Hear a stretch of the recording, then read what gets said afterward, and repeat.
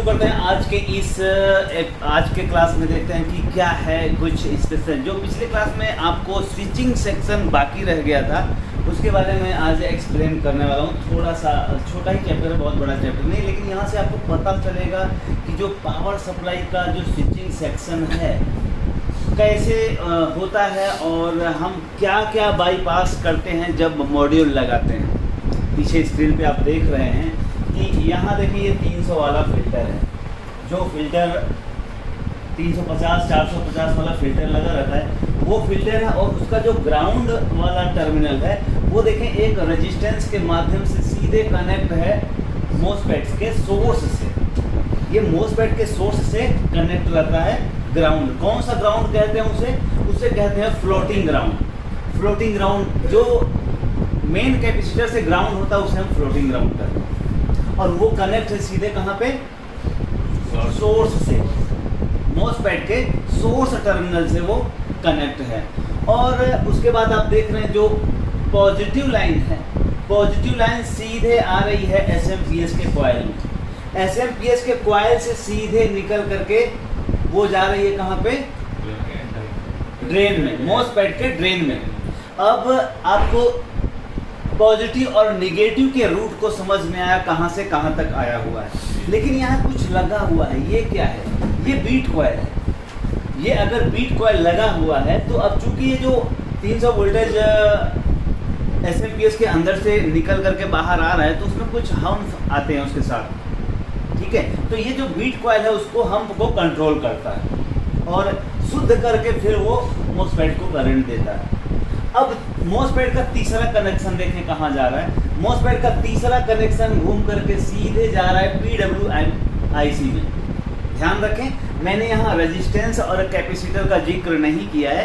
इस सर्किट में कई जगह रेजिस्टेंस और कैपेसिटर का भी इस्तेमाल हुआ रहता है, लेकिन मैं खाली सरल करने के हिसाब से आपको समझ में आवे इस तरह से मैंने यहाँ बताने का प्रयास किया है। तो यहाँ देखें जो इसका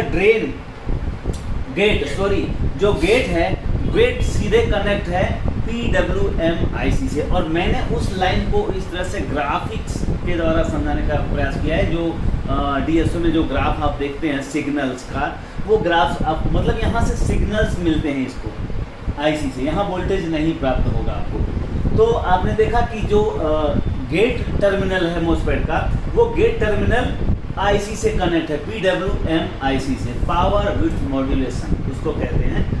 अब दूसरी बात, दूसरे जगह पे आप आए, ये जो 300 वोल्टेज लाल कलर से मैंने ड्राइंग किया है, 300 वोल्टेज है वो, और वो एसएमपीएस से बाहर निकल करके मोसफेट तक पहुंचा, लेकिन उसी में से एक लाइन सीधे आ रही है, कहाँ जा रही है वो, पीडब्ल्यूएम आईसी को। लेकिन क्या क्या उसे बीच में सफर तय करना पड़ रहा है उसे देखें। इसको कहते हैं ऑक्सिलरी सप्लाई। क्यों कहते हैं इसे ऑक्सिलरी सप्लाई?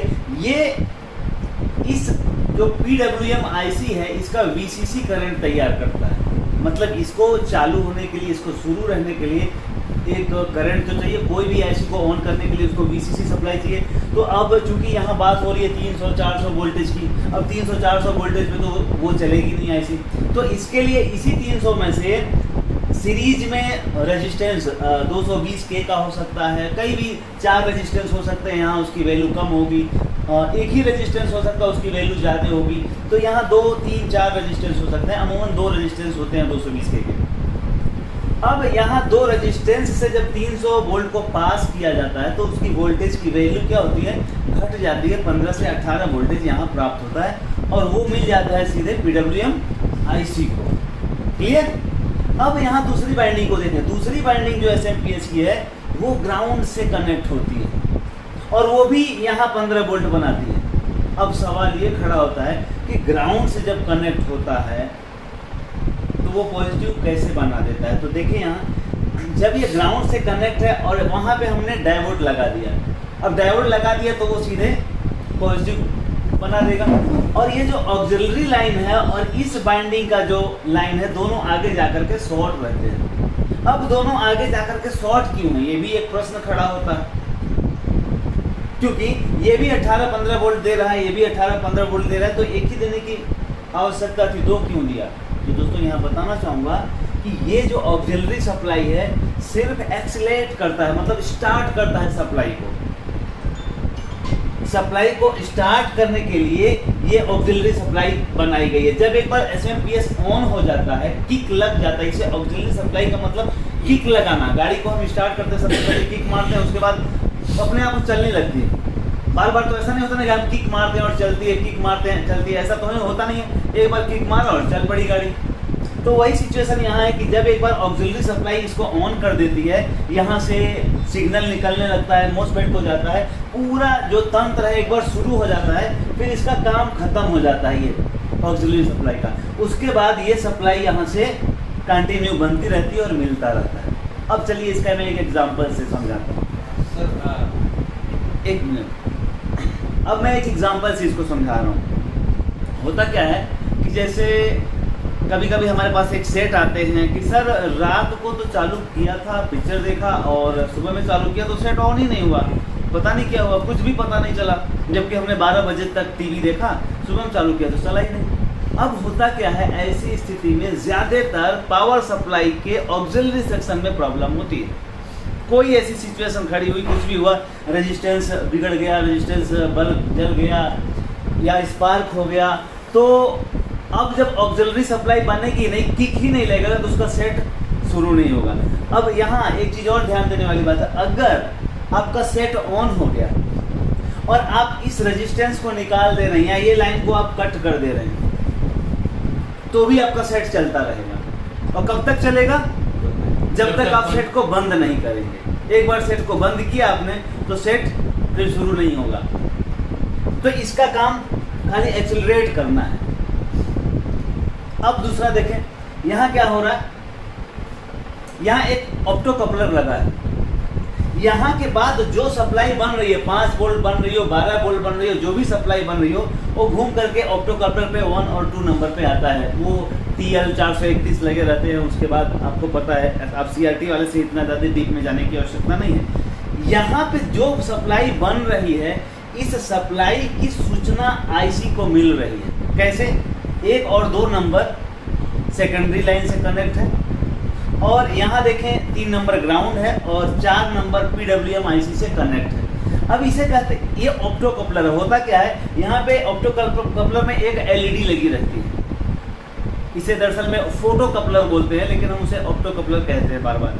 तो यहाँ पे जितना वोल्टेज ज़्यादा बनेगा उतना LED ज़्यादा ग्लो करेगी, जितना वोल्टेज कम बनेगा उतनी LED कम ग्लो करेगी, और उसके अकॉर्डिंग यहाँ पे इसकी रेजिस्टेंस के माध्यम से जो फीडबैक मिलेगा उसे कम ज़्यादा मिलेगा। अब अगर फीडबैक कम मिला इसको, तो IC क्या करेगी, स्विचिंग प्रोसेस बढ़ा देगी। अगर फीडबैक ज़्यादा मिला तो IC क्या करेगी, स्विचिंग प्रोसेस कम कर देगी, मतलब वोल्टेज को स्टेबल करके रखेगी। तो ये है स्विचिंग सेक्शन का मेथड, जिसमें एक PWM IC है, ऑप्टो कपलर है, ये आप मोस्टफेट लगा हुआ है, SMPS, ये रेजिस्टेंस, उसके बाद ये मेन कैपेसिटर, बीट कॉइल। तो इतने सारे कंपोनेंट्स को मिला करके हमारा ये बना है स्विचिंग सेक्शन। तो ये था आज का स्विचिंग सेक्शन। अब बताएं, अगर कुछ सवाल है इसमें तो आप पूछ सकते हैं। वो 220 का रजिस्टर जो लगा है, हाँ, उसके पीछे ड्राइवर वगैरह नहीं, अगर समझ लीजिए वो तो एक पॉइंट ग्राउंड से कनेक्टेड है। हाँ उधर से 15 वोल्ट इधर आए, हाँ, और उधर से भी करंट घूम के इधर आए, तो 2 करंट शॉर्ट हो जाएगा। रेजिस्टेंस जो लगा नहीं, वो है रेजिस्टेंस तो है, और उस पर लोड पड़ जाएगा। इस पे रेजिस्टेंस पे इधर का 15 और उधर का 220 आपस में शॉर्ट हो जाएंगे। तो वहाँ पे बहुत सारे रेजिस्टेंस और डायोड लगे होते हैं ना। मैं तो खाली लाइन के माध्यम से आपको समझाने का प्रयास किया हूँ कि आपको ये रूट समझ में आवे। प्रोटेक्शन के लिए यहाँ भी रेजिस्टेंस आएगा, ये जो लाइन आ रही है इधर भी रेजिस्टेंस आएगा, इधर रेजिस्टेंस मैंने दर्शाया है, और कई जगह PF, और प्रोटेक्शन के लिए बाकी सारी चीज़ें कई जगह हर जगह लगी हैं। मैं वो उतना डीप में ड्राइंग नहीं किया हूँ, लेकिन रूट इसका यही है, मेन मेथड है। अब हम क्या करते हैं, अगर सपोज ये फायर हो गया, तो अब हम क्या करते हैं, वहाँ मॉड्यूल डालते हैं। जब मान लीजिए MOSFET फायर हो गया, मॉड्यूल डालना है, तो अब वहाँ क्या करते हैं हम देखिए, हम यहाँ बीट कॉइल को ओपन कर दें।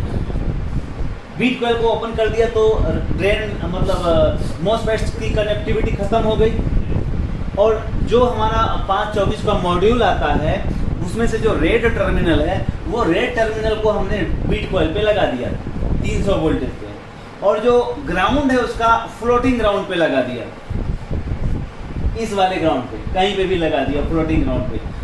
दो लाइन क्लियर। अब बची येलो और ब्लू वाला वायर।